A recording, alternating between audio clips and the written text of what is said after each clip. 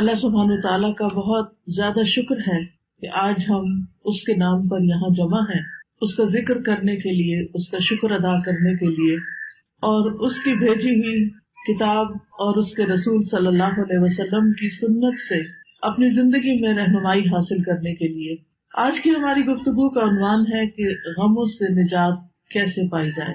اگر دیکھا جائے تو ہر انسان کسی نہ کسی مسئلے کا شکار ہے، کہیں نہ کہیں اس کی زندگی میں کوئی ایسی چیز ہے جو اسے بے چین رکھتی ہے، پریشان رکھتی ہے، غمگین رکھتی ہے۔ اس میں ہوتا یہ ہے کہ انسان پھر اپنی صلاحیتوں، قوتوں، طاقتوں سے جو اللہ تعالیٰ نے اس کو دی ہیں ان سے وہ بھرپور فائدہ نہیں اٹھا سکتا۔ تو سب سے پہلی بات تو یہ ہے کہ سوال یہ پیدا ہوتا ہے کہ یہ غم آتے کیوں ہیں، غم محسوس کیوں کرتا ہے انسان، یہ پریشانیاں، یہ مشکلات، یہ تکالیف ہماری زندگی میں کیوں ہیں۔ تو اس سلسلے میں جب ہم قرآن مجید کی طرف رجوع کرتے ہیں تو پہلی بات ہمیں یہ پتہ چلتی ہے کہ اللہ تعالیٰ نے انسان کو امتحان کے لیے پیدا کیا، اس لیے وہ اس انسان پر طرح طرح کی آزمائشیں اور مشکلات بھیجتا رہتا ہے تاکہ وہ دیکھے کہ انسان ان میں کرتا کیا ہے، انسان کا طریقہ کیا ہے۔ قرآن مجید میں آتا ہے سورۃ الملک، جو ہر روز رات کو آپ پڑھتے ہیں، کیونکہ نبی صلی اللہ علیہ وسلم رات کو سورۃ الملک اور سورۃ الف لام میم السجدہ پڑھے بغیر سویا نہیں کرتے تھے، یہ آپ کی سنت ہے۔ یہ سورت قبر کے عذاب سے بچانے والی بھی ہے۔ اس سورت کے شروع میں اللہ تعالیٰ فرماتے ہیں تبارک الذی بیدہ الملک وہو علی کل شیء قدیر الذی خلق الموت والحیاۃ لیبلوکم ایکم احسن عملا وہو العزیز الغفور۔ بہت بابرکت ہے وہ ذات جس کے ہاتھ میں کائنات کی بادشاہت ہے اور وہ ہر چیز پر قادر ہے۔ وہو علی کل شیء قدیر الذی خلق الموت والحیاۃ لیبلوکم، اس نے موت اور زندگی کو بنایا تاکہ تمہارا امتحان لے، تمہیں آزما کر دیکھے کیا ایکم احسن عملا، کہ تم میں سب سے اچھے کام کون کرتا ہے۔ وہو العزیز الغفور، اور وہ زبردست ہے، غالب ہے، بخشش فرمانے والا ہے۔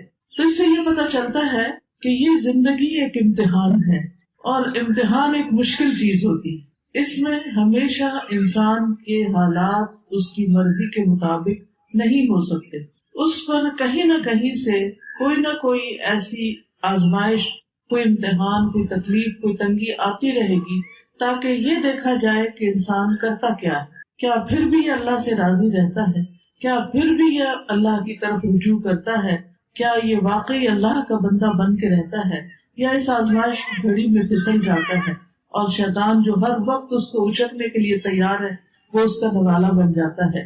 پھر اسی طرح یہ بات بھی یاد رکھنی چاہیے کہ انسان پر بہت سی تکلیفیں اس کے اپنے اعمال کی وجہ سے ہی آتی ہیں۔ سورۃ الشورى میں اللہ تعالیٰ فرماتے ہیں وَمَا أَصَابَكُم مِّن مُّصِيبَةٍ فَبِمَا كَسَبَتْ أَيْدِيكُمْ وَيَعْفُو عَن كَثِيرٍ، اور جو بھی تمہیں کوئی مصیبت پہنچی تو وہ اس وجہ سے ہے جو تمہارے ہاتھوں نے کمایا، یعنی تمہارے اپنے اعمال کی وجہ سے تمہارے لیے بہت سی مشکلات کھڑی ہوئی ہیں، اور وہ بہت سی چیزوں سے درگزر کر جاتا ہے، یعنی ان پر تو وہ سزا دیتا بھی نہیں، ان پر تو وہ تمہیں کسی پریشانی میں مبتلا نہیں کرتا، بلکہ تمہارے گناہوں کے باوجود، تمہاری زیادتیوں کے باوجود بھی وہ تمہیں اپنی عنایتوں اور نوازشوں سے معمور رکھتا ہے۔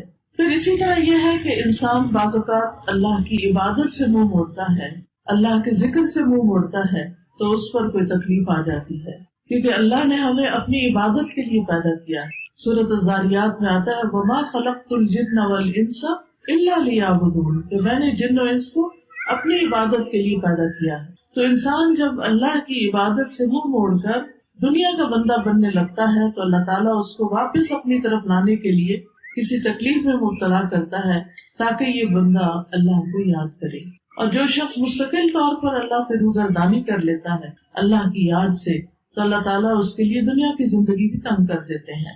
اللہ تعالیٰ کا فرمان ہے سورۃ طٰہٰ میں وَمَنْ أَعْرَضَ عَنْ ذِكْرِي فَإِنَّ لَهُ مَعِيشَةً ضَنْكًا وَنَحْشُرُهُ يَوْمَ الْقِيَامَةِ أَعْمَىٰ، جو کوئی میرے ذکر سے منہ موڑے گا میں اس کی زندگی تنگ کر دوں گا اور قیامت کے دن اس کو اندھا اٹھاؤں گا، یعنی اس کی صرف یہ زندگی ہی نہیں پریشانیوں والی ہوگی بلکہ آگے بھی بڑی پریشانی ہے، یعنی اس کے لیے بہت بڑی مشکلات ہیں اگلی زندگی میں بھی۔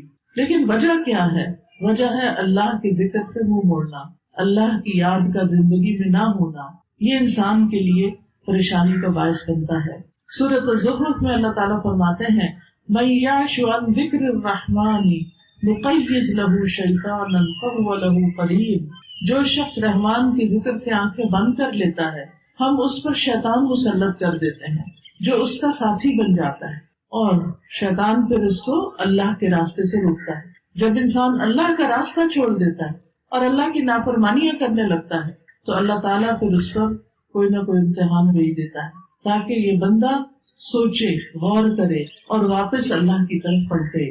جب انسان اللہ کی عبادت سے روگردانی کرتا ہے تو دنیا میں بھی محتاجی کا شکار رہتا ہے، خواہ اس کے پاس بہت کچھ بھی ہو لیکن اس کے دل کی محتاجی اور پریشانی نہیں جاتی۔ حدیث میں آتا ہے اللہ سبحانہ وتعالیٰ فرماتے ہیں، حدیث قدسی ہے، صحیح ترمذی کی روایت ہے، اے ابن آدم تم اپنے آپ کو میری عبادت کے لیے فارغ کر لو، میں تمہارے دل کو بے نیازی سے بھر دوں گا اور تمہاری محتاجی دور کر دوں گا، یعنی تم میری عبادت کے لیے وقت نکالو تو میں تمہارے دل کو غنی کر دوں گا۔ حالات تو نہیں بدلتے مگر دل کی حالت بدل جاتی ہے اللہ کی عبادت سے، دل مضبوط ہو جاتا ہے، دل کے اندر اللہ کا توکل آتا ہے، دل کے اندر ایسا یقین آتا ہے کہ انسان کو بڑی بڑی مشکلات بھی معمولی لگتی ہیں۔ اور جب دل میں ایمان نہیں ہوتا، توکل نہیں ہوتا، یقین نہیں ہوتا، امید نہیں ہوتی، مایوسی ہوتی ہے تو رائی بھی پہاڑ لگتی ہے، اور اس طرح مشکلات اور مصیبتوں کے پہاڑ ہر طرف اس کو کھڑے نظر آتے ہیں۔ تو اس کا حل کیا بتایا کہ اگر تم عبادت کرو گے تو میں تمہارے دل کو بے نیازی سے بھر دوں گا، تمہاری محتاجی دور کر دوں گا، لیکن اگر تم ایسا نہیں کرو گے تو میں تمہارے دونوں ہاتھ کاموں میں مشغول کر دوں گا اور اس کے باوجود تمہارا فقر دور نہیں کروں گا، یعنی تم سارا دن کام کرو گے، محنت کرو گے، لیکن پھر بھی تمہاری محتاجی اپنی جگہ کھڑی رہے گی کیونکہ وہ دل کی محتاجی ہوگی نا، دل کے اندر پریشانی ہوگی۔ تو یاد رکھیے کہ صرف دنیا کی فکر کرنے سے معاملات سلجھنے کی بجائے بگڑنے لگتے ہیں، صرف دنیا دنیا دنیا، ہر وقت صبح اٹھتے ہی دنیا کی فکر، دن کو دنیا کی فکر، رات کو سوتے ہوئے دنیا کی فکر۔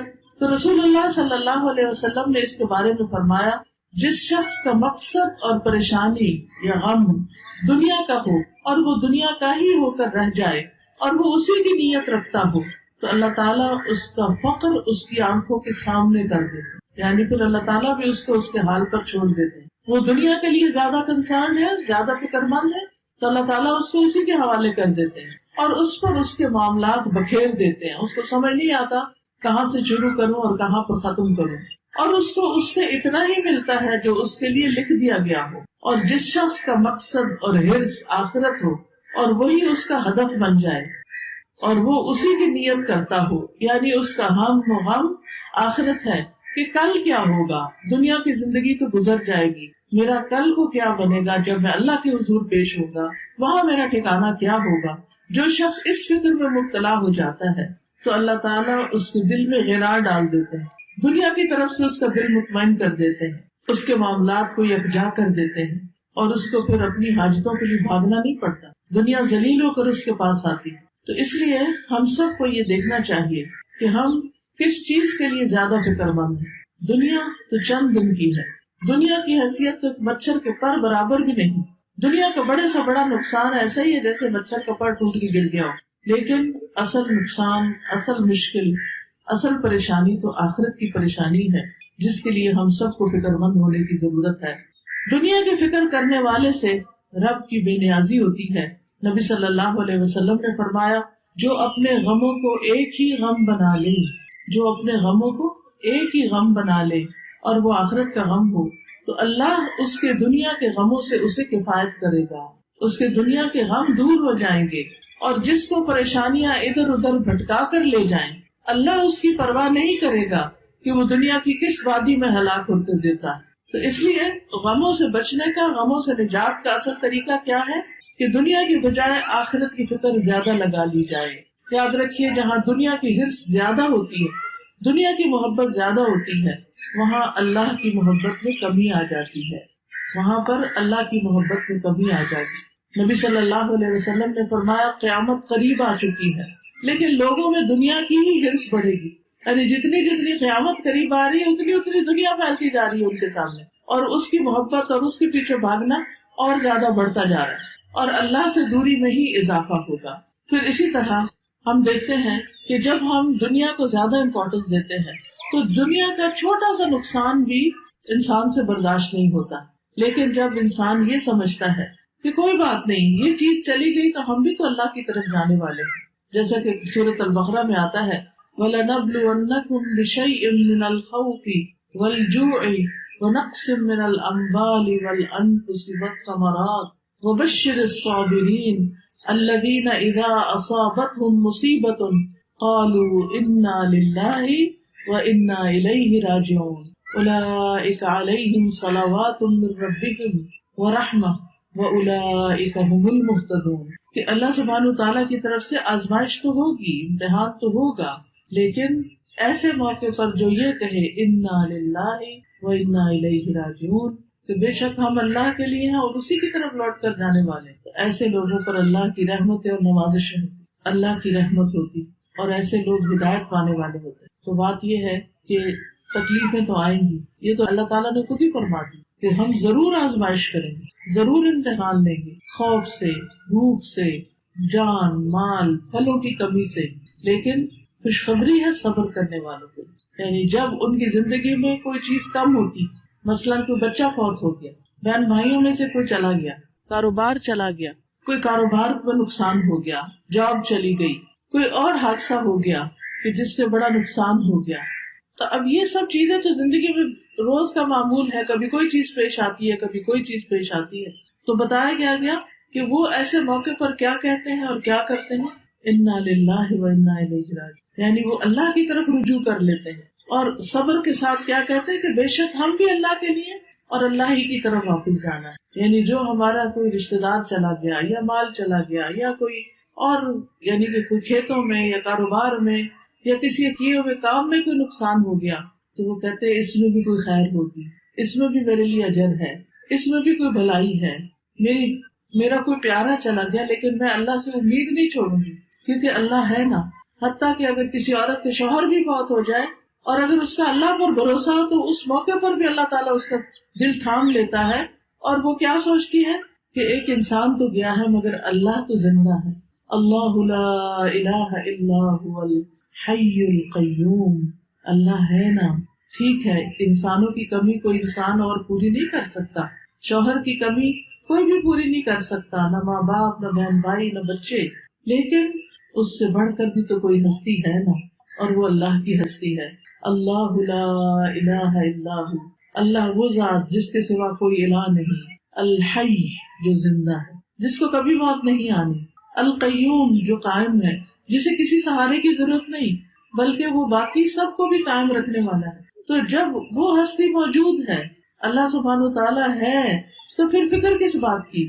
اس نے تو میرے دنیا میں آنے سے پہلے میرے رزق کا انتظام کیا، ماں کے سینے میں دودھ اتار کے، اس نے تو مجھے پیدا ہونے کے بعد جب میرے دانت بھی نہیں تھے، کچھ کھانے کے قابل بھی نہیں تھا، کچھ ہاتھ پاؤں بھی ہلا کے نہیں پکڑ سکتا تھا، اس وقت بھی میرے رزق کا اہتمام کیا تھا، انتظام کیا تھا، وہ اب بھی کرے گا۔ تو ایسا شخص اس شدید غم کے موقع پر بھی سکون میں ہوتا ہے کہ اللہ ہے نا، وہ کہیں سے بندوبست کرے گا نا، وہ کوئی ذریعہ بنا دے گا نا، کیونکہ اصل الرزاق تو وہی ہے، انسان تو صرف سبب ہے، وسیلہ ہے۔ ایسا شخص کبھی بھی دل نہیں ہارتا، ایسا شخص کبھی بھی اپنے حواس نہیں کھوتا، ایسا شخص کی زندگی سے کبھی امید نہیں جاتی۔ اور آپ نے دیکھا ہوگا کہ کتنے ہی بچے ہیں جو یتیم پلے ہیں، لیکن وہ بڑے بڑے لوگوں سے آگے نکل گئے، دنیا کی بڑی بڑی مشہور ہستیاں بن گئے۔ باپ کی کمی سے ان کی زندگی میں سب کچھ ختم نہیں ہو گیا، اللہ نے دوسرے ذرائع سے ان کی مدد کی، کیونکہ اصل اسباب تو اللہ کے ہاتھ میں ہے اور تمام چیزیں وہی پوری کرنے والا ہے۔ یاد رکھیے، اللہ کے پاس ہر مسئلے کا حل ہے، وہ ہر چیز پر قدرت رکھتا ہے۔ لہذا رنج اور غم سے، مشقت اور پریشانی سے نجات پانے کے لیے سب سے پہلا کرنے کا کام کیا ہے؟ اللہ پر بھروسہ، اللہ سے مضبوط تعلق، اللہ پر ایمان، یقین، توکل، اس سے امید، اسی کا ڈر اور اسی کی طرف لوٹ کر جانے کی فکر. یاد رکھیے دنیا کے سارے خزانے اللہ کے ہیں، سارے خزانوں کا مالک وہ ہے. وَلِلَّهِ خَزَائِنُ السَّمَاوَاتِ وَالْأَرْضِ وَلِلَّهِ مُلْكُ السَّمَاوَاتِ وَالْأَرْضِ. آسمانوں کی بادشاہت، زمین کی بادشاہت ساری کی ساری اللہ کے پاس ہے. وَاللَّهُ عَلَى كُلِّ شَيْءٍ قَدِيرٌ. اور اللہ ہر چیز پر پوری طرح قادر ہے، پوری قدرت رکھتا ہے. لہذا کیا یقین رکھنا ہے کہ سارے خزانے تو اس کے پاس ہیں، مجھے اس سے مانگنے ہیں. لہذا انسان سب انسانوں سے نظر ہٹا کے اللہ سبحانہ تعالیٰ کی طرف امید رکھتا ہے، اس سے مانگتا ہے یا اللہ تو میرا رازق ہے، تو پتھر کے اندر ایک کیڑے کو بھی رزق پہنچاتا ہے، تو کیا مجھے نہیں رزق دے سکتا؟ آسمانوں زمین کی مخلوق کو دے رہا ہے، تو دن رات دے رہا ہے اور کوئی کمی نہیں واقع ہوتی تیرے رزق میں، تو کیا مجھے نہیں دے سکتا؟ تو مجھے بھی دینے والا ہے. لہٰذا جو شخص اللہ پر یقین رکھتا ہے وہ ہر غم، ہر تکلیف میں اللہ کی طرف رجوع کرتا ہے، اللہ کی طرف پلٹتا ہے، اور اس کو یہ یاد رہتا ہے کہ ہر مسئلے کا حل اللہ کے پاس ہے. اللہ سبحانہ تعالیٰ کے سامنے اپنی حاجتیں رکھے، سجدے میں رو کر پکارے اس کو کہ اللہ تو مدد کر. کوئی بھی مسئلہ ہے جو آپ کا، اس کو سامنے رکھے، کیونکہ اللہ تعالیٰ فرماتے ہیں اَمَّن يُجِيبُ الْمُضْطَرَّ إِذَا دَعَاهُ وَيَكْشِفُ السُّوءَ. بھلا کون ہے جو لاچار کی فریاد رسی کرتا ہے جب وہ اسے پکارتا ہے اور اس کی تکلیف کو دور کرتا ہے؟ کوئی اور ہے؟ نہیں، کوئی بھی نہیں. آپ دیکھیں کہ جب انسان غمگین ہوتا ہے، دکھی ہوتا ہے، پریشان ہوتا ہے، اس کی آنکھوں سے آنسو جاری ہوتے ہیں، تو پاس پڑے ماں باپ بھی سو رہے ہوتے ہیں، باقی دنیا بھی آرام کر رہی ہوتی ہے، ہر کوئی اپنے مسئلوں میں پریشان ہوتا ہے، لیکن آپ کا رب جاگتا ہے. لا تأخذہ سنۃ ولا نوم. نہ اس کو اونگ آتی ہے نہ اس کو نیند آتی ہے، سب سوتے ہیں لیکن وہ جاگتا ہے. وہ رات کو بھی، وہ دن کو بھی، وہ صبح بھی، وہ شام بھی آپ کی دعائیں سنتا ہے. لہٰذا اس کی طرف رجوع کرنا ہے. چھوٹی ضرورت ہو، بڑی ضرورت ہو، لوگوں کی طرف لالچ کی نگاہ سے نہیں دیکھنا کہ ان کے پاس بہت کچھ ہے، نہیں، اللہ کی طرف دیکھنا ہے. رسول اللہ صلی اللہ علیہ وسلم نے فرمایا جسے انتہائی شدید حاجت آ پڑے، یہ شدید ضرورت اس کو ہو جائے کوئی، اور اس نے اسے لوگوں پہ پیش کر دیا تو اس کی وہ حاجت دور نہ ہوگی. کہ لوگ اکثر کیا چاہتے ہیں کہ یہ بندہ جو پریشان ہے پریشان ہی رہے، وہ مدد نہیں کرنا چاہتے. لوگ عموماً دوسروں کو دکھی دیکھ کے خوش ہوتے ہیں. تو اس لیے جب کوئی ضرورت پیش آئے سب سے پہلے اللہ سے دعا کریں، پھر اللہ لوگوں کے دل میں ڈالے گا کہ وہ مدد کریں آپ کی.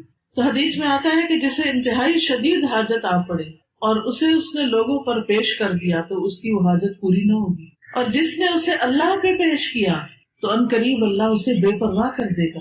یا تو جلد ہی موت آ جائے گی، دنیا کے بکھیڑوں سے ہی جان چھوٹ جائے گی، یا جلد ہی غنی ہو جائے گا اور انسانوں کی ضرورت نہ رہے گی. آپ کو خوف آتا ہے کہ پتہ نہیں کیا ہوگا، پتہ نہیں بڑھاپے میں کون ہمیں دیکھے گا، ہمارے لیے روزی کا انتظام کیا ہوگا، ہماری ضروریات پوری کہاں سے ہوں گی. تو فوراً کہا کرے اللہ تو میرا رب ہے نا، تو ہی میرے سارے انتظام کرے گا، مجھے انسانوں سے نہیں تجھ سے توقع ہے.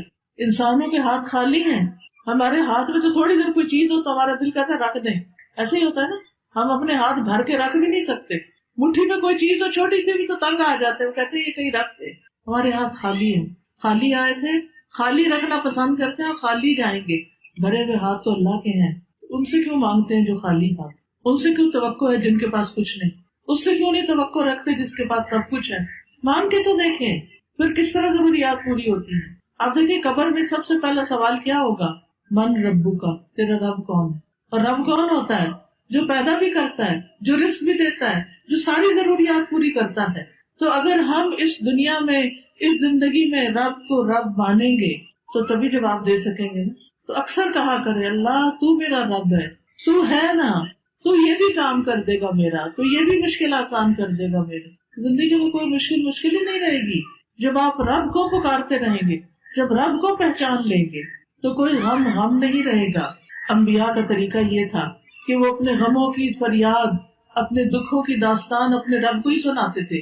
حضرت یعقوب علیہ السلام سے جب یوسف علیہ السلام دور کر دیے گئے اور وہ ان سے بے پناہ محبت کرتے تھے، تو آپ سوچ سکتے ہیں کہ جس سے انسان محبت کرتا ہو وہ اگر دور چلا جائے تو انسان کے لیے کتنا دکھ اور تکلیف ہوتی، کتنی پریشانی ہوتی. لیکن انہوں نے شکوہ بندوں سے نہیں کیا، کہا انما اشکو بثی وحزنی الی اللہ، کہ میں اپنے غم اور دکھ کی فریاد صرف اللہ کی جناب میں پیش کرتا ہوں. جب تکلیف آئے اللہ کے آگے سجدے میں گر پڑے، نفل پڑھے، روئیں، سجدے میں گڑ گڑا کے دعائیں مانگے، اللہ پہ بھروسہ کریں. اللہ تعالیٰ فرماتے ہیں وَمَن يَتَوَكَّلْ عَلَى اللَّهِ فَهُوَ حَسْبُهُ إِنَّ اللَّهَ بَالِغُ أَمْرِهِ قَدْ جَعَلَ اللَّهُ لِكُلِّ شَيْءٍ قَدْرًا. اور جو شخص اللہ پر بھروسہ کرے تو وہ اسے کافی ہے، اللہ اپنا کام پورا کر کے رہتا ہے. بلا شبہ اللہ نے ہر چیز کا ایک اندازہ مقرر کر رکھا ہے، ہر چیز کا ایک وقت ہے. اب مثلاً آپ کے صحن میں اگر بہت بڑا بھی درخت ہے پھل کا، مثلاً آج کل سردیوں کا موسم ہے اور آپ کے صحن میں آم کا بہت بڑا درخت ہے، آپ کے ابھی آم لگ جائیں تو ابھی تو نہیں لگیں گے. ہاں اگر آپ صبر کریں گے، انتظار کریں گے تو 6 مہینے بعد آپ بہترین آم کھائیں گے. اسی طرح ہر کام کا ایک وقت ہوتا ہے. مثلاً کسی کی اولاد نہیں تو وہ اولاد کے لیے پریشان رہتا ہے تو اس کا ایک وقت ہے، اور اگر اللہ نہیں دینا چاہتا تو اس کے پیچھے بھی کوئی حکمت ہے، کوئی مصلحت ہے، کوئی فائدہ ہے، کوئی وجہ ہے، اس کو پتا ہے، ہمیں نہیں پتا کہ وہ ہمیں اولاد کیوں نہیں دے رہا. پھر اگر اولاد ہے اور اس کا کوئی غم ہے یا تکلیف ہے، اس کی وجہ سے ہم دکھی ہیں، تو اس پر بھی اللہ پہ بھروسہ کریں کہ یہ وقت بھی گزر جائے گا، اس کی کوئی وجہ ہے. آپ دیکھیے کہ جو ایک کچا برتن ہوتا ہے اور ایک پکا برتن ہوتا ہے، پکا برتن صرف وہ ہوتا ہے جسے آگ میں تپایا جائے. اللہ بندے کا ایمان بھی مضبوط کرنے کے لیے بعض اوقات اس کو مشکلات کی بھٹی میں تپاتا ہے، پکاتا ہے، پکا ہو جائے بندہ، استقامت آ جائے اس میں، وہ اللہ کا بندہ بن جائے، وہ سب سے مایوس ہو کر وہ اللہ ہی سے امید رکھے. تو اس لیے ایسے موقع پر انسان کو پریشان نہیں ہونا چاہیے، اللہ کی طرف رجوع کرنا چاہیے. اور یہ بھی یاد رکھیے جیسے قرآن مجید میں آتا ہے وَلَئِن سَأَلْتَهُم مَّنْ خَلَقَ السَّمَاوَاتِ وَالْأَرْضَ لَيَقُولُنَّ اللَّهُ قُلْ أَفَرَأَيْتُم مَّا تَدْعُونَ مِن دُونِ اللَّهِ إِنْ أَرَادَنِيَ اللَّهُ بِضُرٍّ هَلْ هُنَّ كَاشِفَاتُ ضُرِّهِ أَوْ أَرَادَنِي بِرَحْمَةٍ هَلْ هُنَّ مُمْسِكَاتُ رَحْمَتِهِ قُلْ حَسْبِيَ اللَّهُ عَلَيْهِ يَتَوَكَّلُ الْمُتَوَكِّلُونَ. اور یقیناً اگر آپ ان سے پوچھیں کہ آسمانوں اور زمین کو کس نے پیدا کیا تو ضرور کہیں گے اللہ نے. آپ دیکھیے کتنا بڑا آسمان ہے، کتنا بڑا. جس رب نے یہ بنا لیا وہ ہمارا ایک چھوٹا سا مسئلہ حل نہیں کر سکتا؟ ضرور کرے گا. کہیے تو کیا پھر تم نے دیکھا کہ وہ جنہیں تم اللہ کے سوا پکارتے ہو، اگر اللہ مجھے کوئی تکلیف پہنچانے کا ارادہ کر لے تو کیا وہ اس کی تکلیف کو دور کر سکتے ہیں؟ ہرگز نہیں. یا اگر وہ مجھ پر رحمت کرنا چاہے تو کیا یہ اس کی رحمت کو روک سکتے ہیں؟ کہہ دیجیے مجھے اللہ کافی ہے، اور توکل کرنے والے اسی پر توکل کرتے ہیں. تو ہمیں ہر مشکل وقت میں اللہ پر بھروسہ کرنا چاہیے. اس طرح انسان کا دل ہلکا ہو جاتا ہے، اس کے غم دور ہو جاتے ہیں. دوسری بڑی اہم چیز جو غموں کو دور کرنے کا ذریعہ ہے وہ ہے نماز. نماز ہر مسئلے کا حل ہے. بہت سی پریشانیاں آتی اس لیے ہیں کہ ہم نماز ٹھیک سے نہیں پڑھتے، ہم پوری نمازیں نہیں پڑھتے، یا ہم تو پڑھتے ہیں بچے نہیں پڑھتے، یا بچے تو پڑھتے ہیں شوہر نہیں پڑھتے، یا خود تو پڑھتے ہیں ماں باپ نہیں پڑھتے. گھر میں کوئی نہ کوئی بے نمازی ہے جس کی نحوست سب پہ پڑ جاتی. تو نماز جو ہے سارے مشکلات کا حل ہے. نبی صلی اللہ علیہ وسلم کا طریقہ کیا تھا کہ جب بھی انہیں کوئی مشکل کام ہوتا، جب بھی کوئی مشکل پڑتی، فوراً نماز کی طرف دوڑتے. انبیاء ساروں کا یہی طریقہ تھا، جب کوئی مشکل آتی نماز کی طرف آتے. جب انسان صبح فجر کی نماز پڑھتا ہے تو شیطان نے اس کے اوپر جو گریں لگائی ہوتی ہیں وہ کھل جاتی ہیں، اور انسان صبح حشاش بشاش پورے ایکٹیولی اپنی صبح کرتا ہے اور اس کا دن بہت اچھا گزرتا ہے، اس کا موڈ بھی صحیح رہتا ہے. لیکن جب انسان فجر کی نماز قضا کر دیتا ہے تو اس کے اوپر ایک سستی غالب آ جاتی، اس کے اوپر غم اور پریشانی سی طاری ہو جاتی ہے، اس کا دل اداس ہوتا ہے. تو آپ فجر کی نماز کی پابندی کریں گے تو آپ دیکھیں گے کہ آپ کا دل کتنا ہلکا ہوتا ہے، کتنا اچھا ہوتا ہے. پھر آپ دیکھیے کہ جب کوئی شخص نماز پڑھتا ہے تو حدیث میں آتا ہے جب تم میں سے کوئی آدمی نماز کے لیے کھڑا ہوتا ہے تو اللہ کی رحمت اس کی طرف متوجہ ہو جاتی ہے، یعنی وہ اللہ کی رحمت سے بیٹھنے لگتا ہے. ایک اور جگہ پر بھی آتا ہے وَأَقِيمُوا الصَّلَاةَ وَآتُوا الزَّكَاةَ وَأَطِيعُوا الرَّسُولَ لَعَلَّكُمْ تُرْحَمُونَ. نماز قائم کرو، زکات دیا کرو اور رسول کا حکم مانو تاکہ تم رحم کیے جاؤ. تو جو شخص یہ چاہتا ہے کہ اس کا مسئلہ حل ہو جائے، اس کی پریشانی دور ہو جائے، اس کا دکھ دور ہو جائے، اس کا غم دور ہو جائے، اسے چاہیے کہ وہ اچھے طریقے سے نماز پڑھے، خوب اللہ کو یاد کر کے نماز پڑھے، تو اللہ کی رحمت اس پر آئے گی. اور جس پر اللہ کی رحمت ہو جائے اس کے غم پھر غم نہیں رہتے.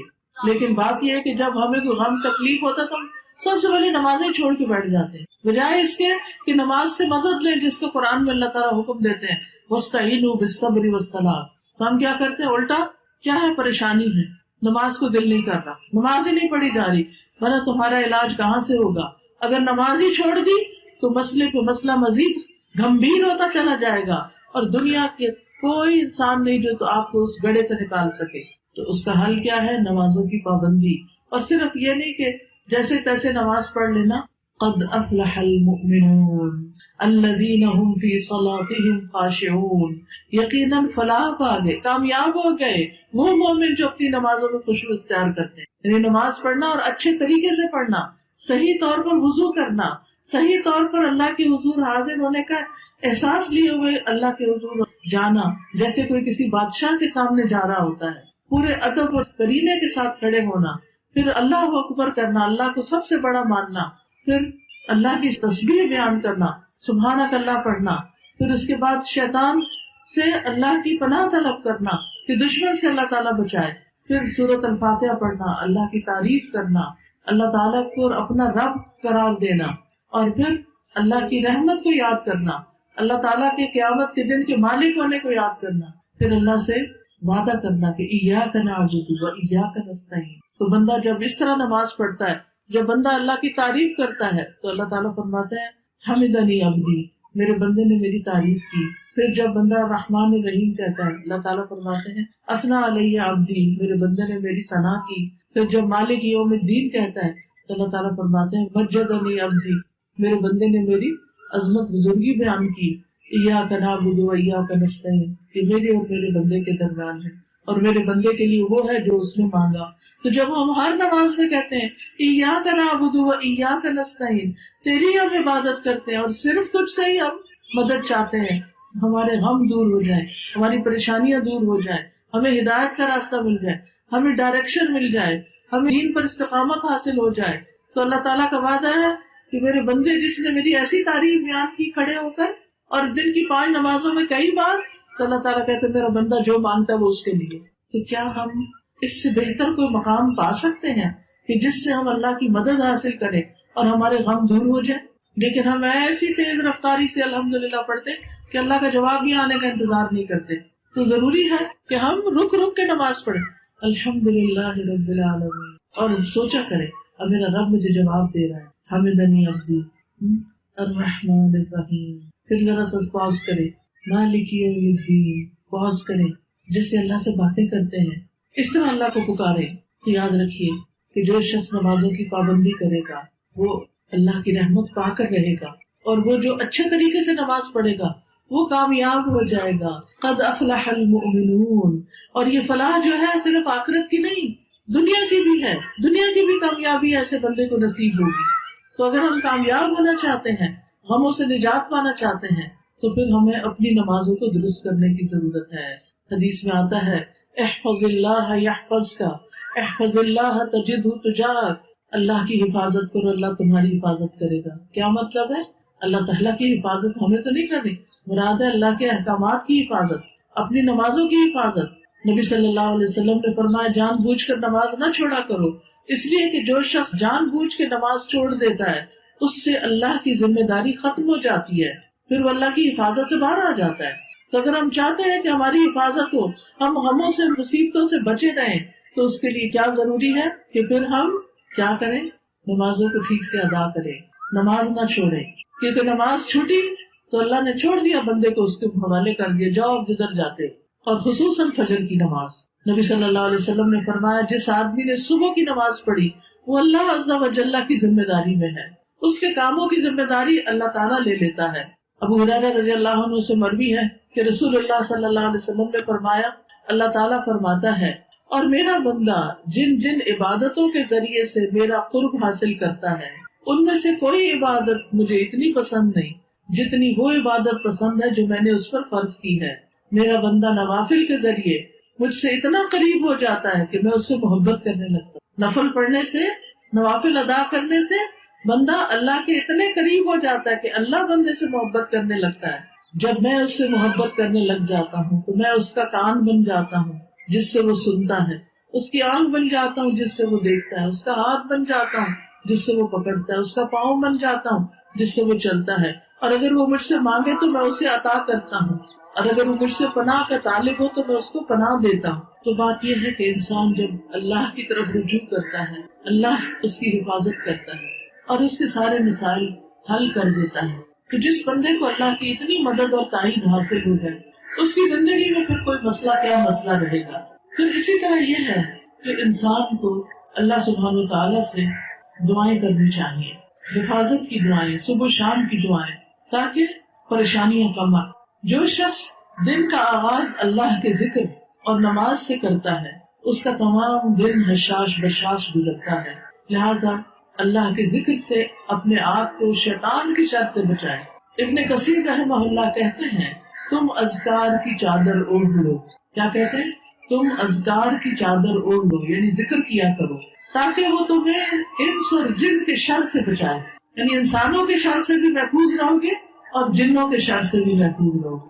جو نظر آنے والا شر ہے اس سے بھی حفاظت ہوگی اور جو نظر نہیں آ رہا اس سے بھی محفوظ رہو گے. اور اپنی روحوں کو استغفار کی موٹی چادر اوڑھا دو تاکہ یہ چادر تم کو دن اور رات کے گناہوں سے بچائے. یعنی انسان جب اللہ کا ذکر کرتا رہتا ہے، استغفار کرتا ہے، تو بہت سے گناہوں کی معافی بھی ہوتی ہے اور آئندہ گناہوں سے بچتا بھی ہے. ابن القیم صبح و شام کے اذکار کے بارے میں کہتے ہیں کہ صبح و شام کے اذکار زرہ کی طرح ہے. زرہ جو پہنتے ہیں نا وہ جنگ میں، جیسے جیسے یہ زرہ موٹی ہوگی، یعنی جتنے زیادہ اچھی طرح ذکر کرو گے ویسے ویسے اس کو پہننے والا متاثر نہیں ہوگا.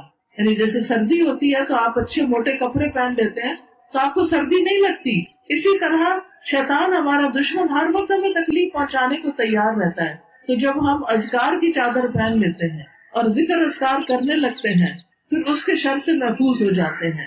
وہ کہتے ہیں بلکہ زرہ کی طاقت یہاں تک پہنچ جائے گی کہ تیر واپس لوٹ جائے گا اور اسی کو جا کر لگے گا جس نے تیر چلایا تھا. یعنی جب آپ اذکار کی پابندی کریں گے تو پھر حفاظت ہی نہیں ہوگی بلکہ واپس پلٹ جائے گی ساری چیز. ابن عثیمین کہتے ہیں صبح اور شام کے اذکار حفاظت کرنے میں ان لوگوں کے لیے یاجوج ماجوج کی دیوار سے بھی زیادہ مضبوط ہیں جو ان کو دل کی حضوری کے ساتھ پڑھتے ہیں، یعنی توجہ کے ساتھ پڑھتے ہیں. اور یہ صبح و شام کی دعائیں جو ہیں وہ ایاک نستعین کتاب جو ہے اس میں موجود ہیں. ویسے بھی مختلف کارڈ وغیرہ اور کئی کتابوں کے اندر صبح و شام کے اذکار ہوتے ہیں. ان کی پابندی کیجیے. جب آپ ان کی پابندی کریں گے تو انشاءاللہ آپ غموں اور تکلیفوں اور پریشانیوں سے محفوظ رہیں گے. پھر اسی طرح مثلاً ایک ذکر ہے چھوٹا سا، بسم اللہ الذی لا یضر مع اسمہ شیء فی الارض ولا فی السماء وہو السمیع العلیم. عثمان بن عفان رضی اللہ عنہ کہتے ہیں کہ میں نے رسول اللہ صلی اللہ علیہ وسلم کو فرماتے ہوئے سنا، جس نے شام کو 3 بار یہ دعا پڑھ لی اسے صبح تک کوئی اچانک مصیبت نہیں آئے گی، اور جس نے صبح کے وقت یہ 3 دفعہ پڑھ لی شام تک کوئی اچانک مصیبت اس کو نہیں آئے گی. تو کتنی خوبصورت دعا ہے. بسم اللہ الذی لا یضر مع اسمہ شیء فی الارض ولا فی السماء وہو السمیع العلیم. بسم اللہ الذی لا یضر مع اسمہ شیء فی الارض ولا فی السماء وہو السمیع العلیم. یعنی 3 دفعہ صبح اور 3 دفعہ شام. شام کو عصر کی نماز کے بعد پڑھنے ہوتے ہیں اور صبح فجر کی نماز کے بعد سورج نکلنے سے پہلے تک، یہ حفاظت کا ٹائم ہوتا ہے. اور شام کو مغرب کی اذان سے پہلے تک پڑھنا یہ حفاظت کے اوقات ہوتے ہیں. بعض لوگ مغرب کی نماز کے بعد پڑھتے ہیں تو وہ ویسے ہی ذکر ہو جاتا ہے، پھر وہ پروٹیکشن نہیں ہوتی. ابو ہریرہ رضی اللہ عنہ کہتے ہیں کہ ایک آدمی نے نبی صلی اللہ علیہ وسلم کی خدمت میں حاضر ہو کر عرض کیا، اے اللہ کے رسول، مجھے رات بچھو نے کاٹ لیا. آپ نے فرمایا اگر تم شام کے وقت اعوذ بکلمات اللہ التامات من شر ما خلق پڑھ لیتے تو وہ تمہیں یہ تکلیف نہ پہنچاتا. کتنی حفاظت کی دعائیں ہیں، کتنا بڑا خزانہ ہے کہ جو ہمیں بہت سے حادثوں، مصیبتوں اور تکلیفوں سے بچانے والا ہے. اسی طرح جو شخص دن میں 100 بار لا الہ الا اللہ وحدہ لا شریک لہ لہ الملک و لہ الحمد وہو علی کل شیء قدیر پڑھتا ہے تو اسے 10 غلام آزاد کرنے کا ثواب ملتا ہے. 100 نیکیاں اس کے نامہ اعمال میں لکھی جاتی ہیں اور 100 برائیاں اس سے مٹا دی جاتی ہیں. اور اس روز دن بھر یہ دعا شیطان سے اس کی حفاظت کرتی ہے حتیٰ کہ شام ہو جائے، اور کوئی شخص اس سے بہتر عمل لے کر نہیں آئے گا مگر جو اس سے زیادہ عمل کرے۔ پھر اسی طرح صبح و شام آیت الکرسی کا پڑھنا، یہ بھی شیطان سے بچاتا ہے۔ صبح و شام کی دعائیں ہر چیز سے کفایت کرتی ہیں، جیسے قل اعوذ برب الفلق، قل اعوذ برب الناس، قل هو اللہ احد۔ پھر رات کو سوتے وقت دعائیں پڑھ کے سونا، پھر ہر کام سے پہلے بسم اللہ پڑھنا۔ رسول اللہ صلی اللہ علیہ وسلم نے فرمایا جب آدمی اپنے گھر میں داخل ہوتا ہے تو وہ اپنے گھر میں داخل ہوتے وقت اور کھانا کھاتے وقت اللہ کا نام لیتا ہے، تو شیطان کہتا ہے آج تمہارے لیے اس گھر میں رات گزارنے کی جگہ نہ ملی اور نہ کھانا ملا۔ اور اگر وہ اپنے گھر میں داخل ہو اور داخل ہوتے ہوئے اللہ کا نام نہیں لیتا تو وہ کہتا ہے تمہیں رات گزارنے کی جگہ بھی مل گئی، اور جب کھانے کے وقت بسم اللہ نہیں پڑھتا تو کہتا ہے شام کا کھانا بھی مل گیا۔ تو وہ شیطان جو ہے ہماری چیزوں میں یعنی اپنا حصہ لگانے لگتا ہے۔ ابن عباس روایت کرتے ہیں رسول اللہ صلی اللہ علیہ وسلم سے کہ ابلیس نے کہا اے میرے رب، تو نے اپنی ساری مخلوق کا رزق واضح کر دیا ہے، میرا رزق کہاں ہے؟ فرمایا ہر وہ چیز جس پہ میرا نام نہ لیا جائے، ہر وہ چیز جس پر اللہ کا نام نہ لیا جائے وہ ابلیس کا رزق بن جاتی ہے، وہ ابلیس کا حصہ بن جاتی ہے۔ پھر اسی طرح غموں سے نجات پانے کے لیے صدقہ خیرات کرنا بڑا ضروری ہے، اللہ کے راستے میں دیتے رہنا، دوسروں کی تکلیفیں دور کرتے رہنا۔ قرآن مجید میں اللہ تعالیٰ فرماتے ہیں فَأَمَّا مَنْ أَعْطَى وَاتَّقَى وَصَدَّقَ بِالْحُسْنَى فَسَنُيَسِّرُهُ لِلْيُسْرَى۔ پھر جس نے اللہ کی راہ میں مال دیا اور پرہیزگاری اختیار کی اور اچھی باتوں کی تصدیق کی، یعنی ان کو سچ مانا، تو بہت جلد ہم اسے آسانی مہیا کر دیں، اس کے کام آسان کر دیں۔ سبحان اللہ، کتنا بڑا وعدہ ہے اللہ کا، کتنی سچی بات ہے۔ فَأَمَّا مَنْ أَعْطَى، دینے والے بنے، دیتے رہیں، وَاتَّقَى، اور اللہ سے ڈرتے رہیں، دے کے بھی اللہ سے ڈریں، وَصَدَّقَ بِالْحُسْنَى، اور نیکی کی، اچھائی کی جو باتیں سنیں، قرآن میں سنیں، قرآن میں پڑھیں، حدیث میں پڑھیں، نیکی کی مجلسوں میں جو اچھی اچھی باتیں سنیں ان باتوں کی تصدیق کریں، ان کو سچ مان کر ان پر عمل کریں، تو ہم اس کے لیے آسانیاں کر دیں گے۔ یہ ہے آسانیوں کا راز، یہ ہے آسانیوں کا نسخہ۔ صدقہ کرنے والا کبھی پریشان نہیں ہوتا، مایوس نہیں ہوتا۔ اب بعض اوقات ایسا ہوتا ہے کہ ہر روز کہیں انسان باہر نہیں نکلتا، کوئی ہمارے پاس نہیں آتا، تو آپ گھر میں بھی ایک ڈبہ بنا سکتے ہیں کہ جب کوئی کام کرنے لگے یا دن کا آغاز کرنے لگے تو اس میں کچھ ڈال دیں۔ آپ دیکھیں گے کہ کس طرح آپ کے کاموں کی رکاوٹیں ہٹ جائیں گی، آسانیاں ہونے لگے گی، آپ کو سکون آنے لگے گا۔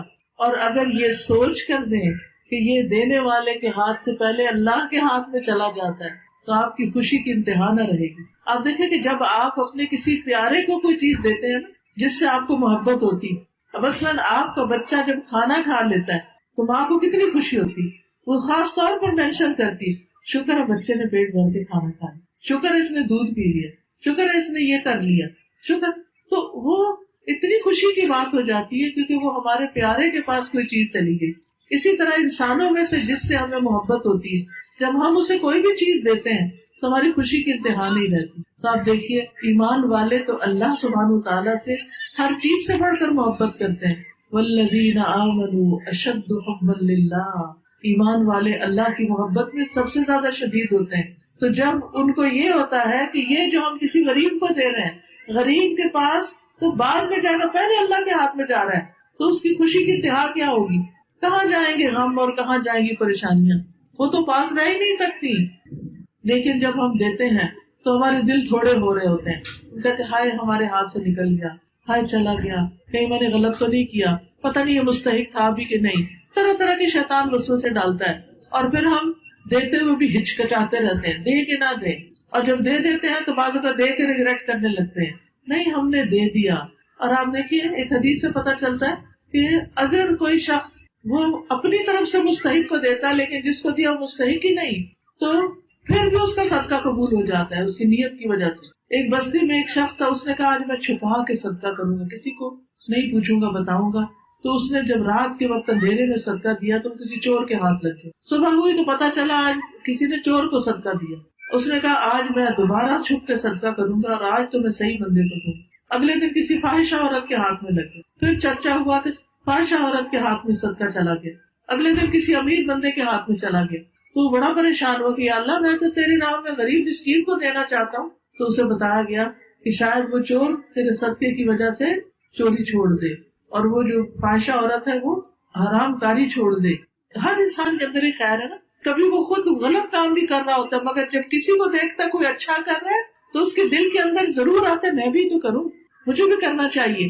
تو چور اور زناکار اور غلط کار، ان کو جب کوئی اچھا کام کرتا نظر آتا ہے تو اس پر، تو ایسا شخص جو ہے اس کو خیال آتا ہے کہ میں بھی کوئی نیکی کا کام کروں، اور اس سے بھی نیکی صادر ہونے لگتی. تو اس لیے بہت ضروری ہے کہ آپ نیکی کرتے چلے جائیں، اس بات کی فکر نہ کریں کہ لینے والا کون ہے، وہ تو ہم اللہ کو دے رہے ہیں، اور اللہ تعالیٰ اسے قبول کر لے تو مستحق تک بھی پہنچ جائے گا. نبی صلی اللہ علیہ وسلم نے فرمایا جب آدمی اپنا صدقہ نکالتا ہے تو وہ 70 شیطانوں کے جبڑے توڑ کے صدقہ کرتا ہے. یعنی شیطان اتنا جکڑتا ہے بندے کو کہ صدقہ نہ کرو، کیونکہ اسے پتا ہے کہ صدقہ جسم کی حفاظت بھی کرتا ہے اور بیماریوں سے بھی محفوظ رکھتا ہے. اگر کسی کو بیماری کی وجہ سے کوئی غم ہے تو نبی صلی اللہ علیہ وسلم نے فرمایا اپنے مریضوں کا علاج صدقے سے کرو. اسی لیے الحمدللہ ہمارے ہاں یہ ٹرینڈ پایا جاتا ہے کہ جب کوئی بیمار ہوتا ہے تو قربانی وغیرہ کی جاتی ہے، صدقہ خیرات کیا جاتا ہے. پھر اسی طرح صدقہ جو ہے مشکلات سے بچاتا ہے. حضرت حارث اشعری سے مروی ہے کہ نبی صلی اللہ علیہ وسلم نے فرمایا اللہ تعالیٰ نے حضرت یحییٰ بن زکریا علیہ السلام کو 5 باتوں کا حکم دیا کہ ان پر خود بھی عمل کرے اور بنی اسرائیل کو بھی ان پر عمل کرنے کا حکم دے. ان میں سے ایک یہ ہے کہ میں تمہیں صدقہ کرنے کا حکم دیتا ہوں، کیونکہ اس کی مثال اس شخص کی سی ہے جسے دشمن نے قید کر کے اس کے ہاتھ گردن سے باندھے ہوئے ہیں، پھر وہ اس کو قتل کرنے کے لیے لے چلے اور وہ ان سے کہے کیا تم میری جان کا فدیہ وصول کرنے کے لیے تیار ہو؟ پھر وہ تھوڑے اور زیادہ کے ذریعے جس طرح بھی بن پڑے اپنی جان کا فدیہ پیش کرے یہاں تک کہ اپنے آپ کو چھڑا لے. تو اسی طرح ایک شخص جیسے موت کے منہ میں جا رہا ہے لیکن وہ صدقہ کرنا شروع کر دیتا ہے اور خصوصاً اپنے رشتہ داروں کا خیال رکھنا شروع کر دیتا ہے تو اس کی عمر لمبی ہو جاتی ہے، وہ مصیبت سے نکل آتا ہے. تو آپ اگر چاہتے ہیں کہ غم، پریشانیاں اور دکھ دور ہو تو پھر کیا کریں؟ صدقہ خیرات کی کثرت، دائیں بائیں آگے پیچھے. زیادہ والوں کا تو زیادہ امتحان ہے، لیکن جن کے پاس کم ہے وہ بھی کچھ نہ کچھ اپنے حصے سے نکال کر دوسروں کو دیں. ایک عورت تھی انتہائی غریب، اس کے 6-7 بچے تھے اور اس کے پاس روز بس اتنا آٹا ہوتا تھا کہ وہ اپنے بچوں کی ایک روٹی پکا لے. تو وہ کیا کرتی تھی، ہر پیڑے میں سے تھوڑا سا نکال لیتی تھی، 7 کی بجائے 8ویں روٹی ڈال دیتی، اور جو فقیر مانگنے آتا وہ اپنے اس چھوٹے سے مال میں سے 8ویں روٹی اس کو دے دیتی کہ اس کو بھی تو بھوک ہے. بعض اوقات ہم کہتے ہیں ہمارے پاس کیا ہے، ہم کیا کسی کو دیں، ہم تو خود محتاج ہیں. بے شک محتاج ہیں، صدقہ محتاجی کو بھی دور کرتا ہے. آپ دینے والے بنے. حدیث قدسی میں آتا ہے یا ابن آدم انفق انفق علیک، اے ابن آدم تم خرچ کرو میں تم پہ خرچ کروں گا. صدقہ کرنے سے مال کم نہیں ہوتا، نبی صلی اللہ علیہ وسلم نے قسم کھا کے یہ بات فرمائی. تو اس لیے دینے والے بنے ضرور، دائیں بائیں آگے پیچھے. جیسے گھر میں بھی کیا ہے، جیسے کہتے ہیں نا شوہر اپنی بیوی کو بھی اگر پانی پلاتا ہے تو وہ بھی اس کے لیے صدقہ ہے. تو بعض اوقات ہمارے پاس ایک موقع ہوتا ہے کہ گھر والوں کو پانی ہی پلا دیں، گھر والوں کے برتن میں کچھ کھانا ہی ڈال دیں، لیکن ہم کہتے ہیں خود لے لیں گے نا. نہیں، اگر کوئی مانگ بیٹھے تو کہتے ہیں ہر وقت میں ہی دوں. خوشی سے دیں، یہ بھی صدقہ ہے. یعنی ہر نیکی جو ہے، اچھی بات کرنا صدقہ ہے، اچھا مشورہ کسی کو دینا، کسی کے کام آنا، حتیٰ کہ مسکرا کے بات کرنا، یہ بھی صدقہ ہے. بعض لوگ جو ہیں وہ اپنا منہ سیدھا ہی نہیں کرتے، کسی سے ڈھنگ سے بات ہی نہیں کرتے، مسکرا کے پیش ہی نہیں آتے. کتنا صدقے کا موقع ہے لیکن کر کے نہیں دیتے. پھر اسی طرح پریشانی کا حل، دوسروں کی پریشانی دور کرنا، چاہے وہ مال سے ہو، صدقے سے ہو یا کسی اور چیز سے. نبی صلی اللہ علیہ وسلم نے فرمایا جو اپنے بھائی کی مدد میں لگا رہتا ہے اللہ تعالیٰ اس کی مدد میں لگا رہتا ہے. جو کسی کی مدد کرتا ہے اللہ اس کی مدد کرتا ہے. نبی صلی اللہ علیہ وسلم نے فرمایا جس نے کسی مسلمان سے دنیا کا ایک دکھ دور کیا اللہ تعالیٰ اس سے قیامت کے روز کا ایک دکھ دور کر دے گا. اور جس نے کسی مشکل میں پڑے شخص کے لیے آسانی کی اللہ اس کے لیے دنیا اور آخرت میں آسانی فرمائے گا. اور جس نے کسی مسلمان کی پردہ داری کی اللہ عز و جل دنیا اور آخرت میں اس کی پردہ داری کرے گا. اور اللہ عز و جل اس وقت تک بندے کی مدد میں رہتا ہے جب تک کہ بندہ اپنے بھائی کی مدد میں لگا رہتا ہے. یعنی کسی کو دے کر ہم ان پر احسان نہیں کرتے، دراصل ہم اللہ سے خود مدد لے رہے ہوتے ہیں. یعنی اللہ کی مدد ایسے بندوں کے لیے آ رہی ہوتی ہے. تو اس لیے خوشی سے دوسروں کی مدد کرے، چھوٹی چھوٹی چیزیں دوسروں کو سکھائیں، دوسروں کی زندگی آسان کریں، دوسروں کا کام کر دیں. کسی کے گھر میں کوئی مہمان آ گیا اس کی مدد کر دیں. اپنے ہی گھر میں اگر بزرگ والدین ہیں تو خوشی سے ان کی خدمت کرے. بوڑھی ساس ہے تو عزت سے پیش آئے، اس کے لیے آسانی کرے، ہمسایوں کے لیے آسانی کرے. یہ جو گلیوں بازاروں میں غریب بچے پھر رہے ہوتے ہیں ان کی خوشی کا کوئی انتظام کریں. اچھے کاموں میں اپنے آپ کو مصروف رکھیں. رسول اللہ صلی اللہ علیہ وسلم نے فرمایا وہ لوگ اللہ کو زیادہ پیارے ہیں جو دوسروں کے لیے زیادہ فائدہ مند ہوتے ہیں. تو فائدہ پہنچانے والے بنے، ہر ایک کو فائدہ دے. بعض اوقات ہمارے یہاں یہ ہوتا ہے کہ وہ فائدہ اٹھائیں، یہ ہماری ذہنیت بن جاتی کہ دوسروں سے فائدہ لینے والے ہوتے ہیں. نہیں، دینے والے بنے. جب دل میں نیت میں یہ آئے نا کہ ہم اس سے یہ فائدہ اٹھائیں، اس سے وہ فوراً سوچے نہیں ہم اس کو یہ فائدہ پہنچائیں اور ہم اس کو یہ. آپ دوسروں کو فائدہ پہنچائیں گے اللہ آپ کی ساری ضروریات پوری کر دے گا. اور پھر کامیابی کے لیے کثرت سے اللہ کو یاد کرنا اور اللہ سبحانہ تعالیٰ کی طرف راغب ہونا. ذکر کے فائدوں میں ابن القیم لکھتے ہیں کہ ذکر شیطان کو بھگا دیتا ہے، رحمان کو راضی کرتا ہے، دل سے غم اور پریشانی کو دور کرتا ہے، دل کے لیے خوشی کو کھینچ لاتا ہے، جسم کو طاقت بخشتا ہے، چہرے کو منور کرتا ہے، رزق کھینچ لاتا ہے، تر و تازگی کا لباس پہناتا ہے. اور غموں کو دور کرنے کے لیے، پریشانیوں کا حل کے لیے کچھ ضروری دعائیں جو ہیں اس میں سے نمبر 1 درود شریف کا کثرت سے پڑھنا. درود شریف پڑھنے سے 10 رحمتیں آتی ہیں، 10 مشکلیں آسان ہوتی ہیں، گناہ معاف ہوتے ہیں. تو اس لیے اگر کوئی دکھ ہے زندگی میں بچوں کی طرف سے، یا اپنی کسی بیماری سے پریشان ہے، یا شوہر کی طرف سے پریشان ہے، یا کسی رشتے دار، کوئی بھی غم ہے آپ کی زندگی میں، بندوں کے اوپر نہیں بھروسہ کریں کہ وہ کچھ کر دے گا. وہ اللہ کو پکاریں، درود شریف کثرت سے پڑھنا شروع کر دیں، مسئلہ حل ہو جائے گا. پھر استغفار کریں، خاص طور پر روزی میں کشادگی، مال اولاد کی طرف سے پریشانی جو ہے اس کا حل استغفار میں ہے. نبی صلی اللہ علیہ وسلم دن میں 100 سے زیادہ دفعہ استغفار کرتے تھے. قرآن مجید میں آتا ہے نوح علیہ السلام نے اپنی قوم سے کہا، میں نے کہا اپنے رب سے معافی مانگ لو، یقیناً وہ ہمیشہ سے بہت معاف کرنے والا ہے. وہ تم پر برستی بارش برسائے گا، وہ مالوں اور بیٹوں سے تمہاری مدد کرے گا، تمہیں باغ عطا کرے گا، تمہارے لیے نہریں جاری کر دے گا. تو استغفار کرو. استغفار مال بھی لاتا ہے، اولاد بھی لاتا ہے. جس کے پاس اولاد نہیں اس کو کثرت سے استغفار پڑھنا چاہیے. اللہ کا عذاب روکتا ہے. نبی صلی اللہ علیہ وسلم نے فرمایا انسان جب تک اللہ عز و جل سے استغفار کرتا رہتا ہے اس وقت تک اللہ تعالیٰ کے عذاب سے محفوظ رہتا ہے. پھر قرآن سے اپنا تعلق مضبوط کریں، قرآن پڑھیں. اور الحمدللہ یہاں پر اس مسجد میں قرآن کی کلاسز شروع ہوں گی. یہ فلائر سب لے کر جائیں اور کسی نہ کسی پروگرام میں ضرور شرکت کریں، کیونکہ اللہ کا کلام جہاں پڑھا جاتا ہے وہاں رحمتیں نازل ہوتی ہیں، وہاں مشکلات آسان ہوتی ہیں. یہاں پر انشاءاللہ دورہ قرآن بھی ہوگا، صوت القرآن بھی ہوگا، ترجمہ، تجوید، تفسیر اور کچھ مضمون وغیرہ پڑھائے جائیں گے. اور 1 رمضان سے انشاءاللہ دورہ قرآن یہاں پر شروع ہوگا اور اس کے بعد 2 جولائی سے یہاں کلاسز شروع ہوگی.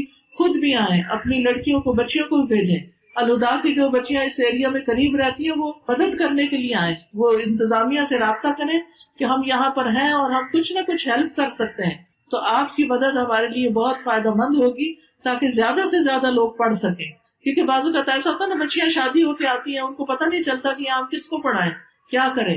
تو مسجد میں اگر کلاس ہوگی تو اور بچیاں بھی آ کے مدد کرے گی تو بے شمار لوگ پڑھ جائیں گے. یاد رکھیے قرآن